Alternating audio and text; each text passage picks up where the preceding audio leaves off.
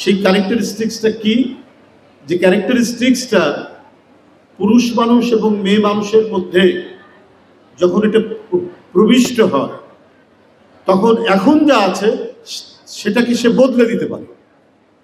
এটাই হচ্ছে শিক্ষার মূল গুরুত্ব। ম্যালকম এক্সের নাম তোমরা শুনেছ, মানে কালোদের রাইটসের অধিকারের জন্য দারুণ সংগ্রাম করেছেন আমেরিকায়।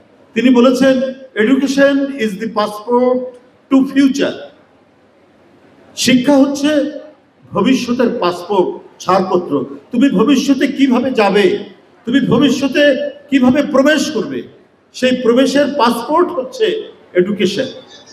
এইটা ম্যালকম এক্স বলেছে। কি চমৎকার কথা তিনি বলেছেন। তাই প্রত্যেকটার মধ্যে অনুশীলনের কথা বলা হয়েছে। আর প্রখ্যাত সুফি সাধক মৌলানা রুমির কথা তোমরা শুনেছ। তিনি বলেছেন যে প্রত্যেকটি মানুষের ডানা আছে।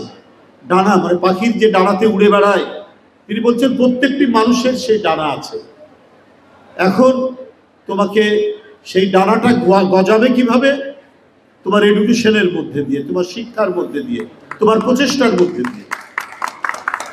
এবং তখনই তুমি ফ্লাই করতে পারবে, তখনই তুমি উঠতে পারবে। এটা মৌলানা রুমির কথা। ছোট বন্ধুরা, তোমাদের কাছে পাণ্ডিত্য করতে আসিনি, তোমাদের সাথে মত বিনিময় করতে এসেছি।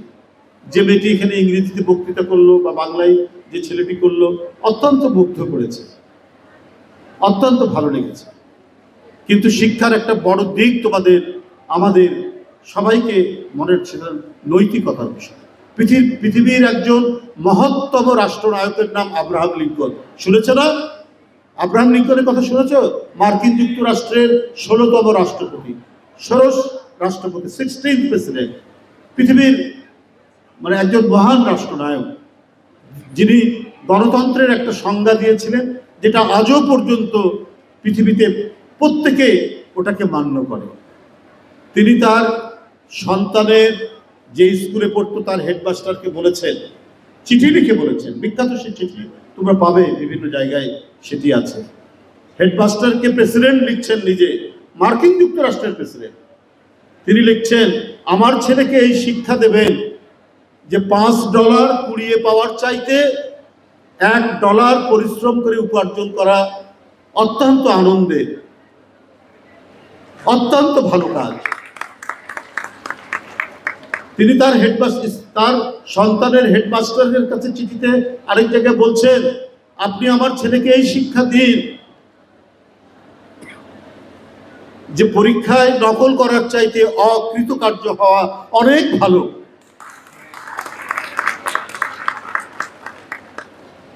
তাহলে আবার তার সাথে কি চমৎকার কথা বলছেন, আমার ছেলেকে এই শিক্ষা দেন হেডমাস্টার সাহেব, সে যেন কারো নীরব হাসির গোপন সৌন্দর্য যাতে উপভোগ করতে পারে, মানে একটা অ্যাস্থেটিক, একটা নান্দনিক ভ্যালু ওই চিঠির মধ্যে তিনি উল্লেখ করছেন। এরাই তো এই কারণেই তো মহান, এই কারণেই তো আজকে 150 বছর ধরে মানুষ তাকে সম্মান করে। তো যাই হোক, তোমাদের এই কৃতিত্ব আরও তোমার বন্ধু বান্ধবদেরকে এটা অনুপ্রাণিত করবে, প্রভাবিত করবে।